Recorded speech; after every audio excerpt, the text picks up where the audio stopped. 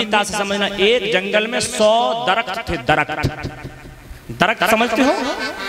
85 साल पुराने वृक्ष, मजबूत बड़े बड़े वृक्ष थे 100। और मान लीजिए वो जंगल था 200 बीघा का।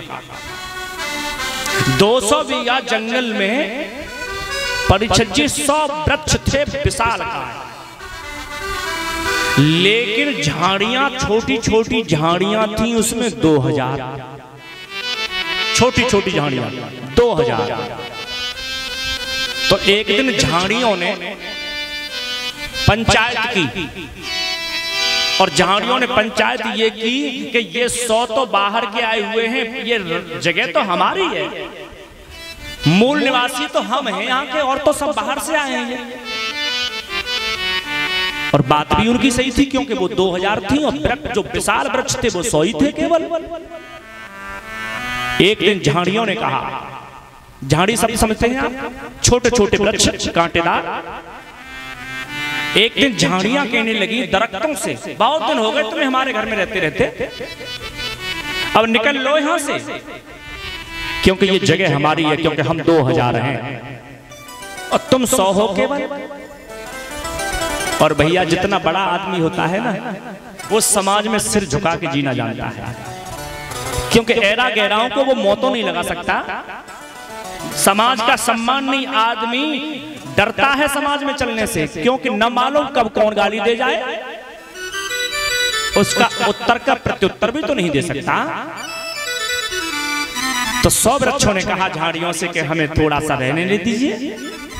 झाड़ियों ने कहा नहीं, बहुत दिन हो गए, निकलो यहां से, क्योंकि हम यहां के मूल निवासी हैं। समय गुजरा, एक दिन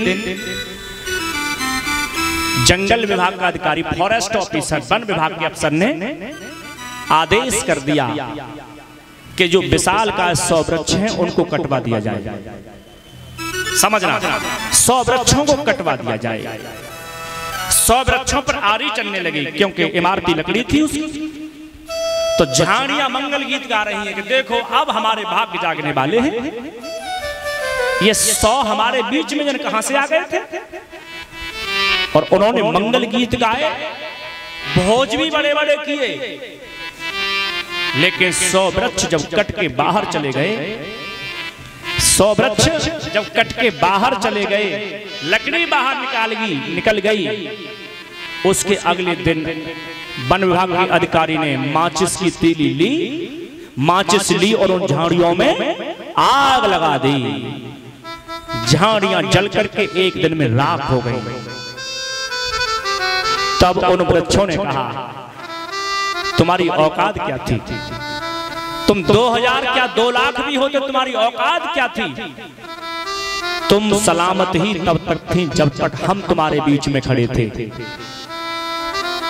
मैं ये बात इसलिए कह रहा हूं कि समाज हमारा सलामत तब तक है जब तक हमारे बुजुर्ग विशाल का वृक्ष की तरह समाज में खड़े रहेंगे सत्य के साथ। जब तक गांव के, नगर के वृद्ध व्यक्ति, सम्माननीय व्यक्ति वृक्ष की तरह खड़े रहेंगे, तब तक समाज सुरक्षित बना रहेगा। और जिस दिन परिवार के, गांव के बुजुर्ग खत्म हो जाएंगे, उस दिन समाज ही खत्म हो जाएगा। ज्ञानियों की संख्या ज्यादा नहीं होती है,